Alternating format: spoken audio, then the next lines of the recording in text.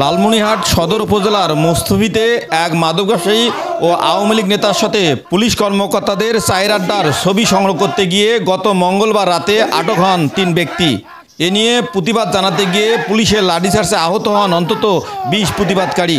পরে প্রতিবাদকারীরা লালমনিরহাট রংপুর মহাসড়ক অবরোধ করেন। সেনাবাহিনী ন্যায় বিচারের আশ্বাস দিলে ভোরে অবরোধ তুলে নেয় আন্দোলনকারীরা। এ ঘটনায় বুধবার বিকালে লালমনিরহাট সদর থানার ওসি আব্দুল কাদের ও লালমনিরহাট ডিবি পুলিশের ওসি ফিরোজ হোসেনকে পুলিশ লাইনে প্রত্যাহার করা হয়েছে। বিষয়টি লালমনিরহাটের পুলিশ সুপার তরিকুল ইসলাম নিশ্চিত করেছেন। আপনারা জানেন ইতিমধ্যে যে আমাদের ওসি সদর এবং ওসি ডিবিকে আমরা ইতিমধ্যে পুলিশ লাইনে প্রত্যাহার করেছি এবং ৩ সদস্য বিশিষ্ট আমার অতিরিক্ত পুলিশ সুপার সদর সার্কেলকে দিয়ে ৩ সদস্য বিশিষ্ট একটি কমিটি গঠন করে দিয়েছি। এই কমিটি আগামী 7 দিনের মধ্যে রিপোর্ট দেবে।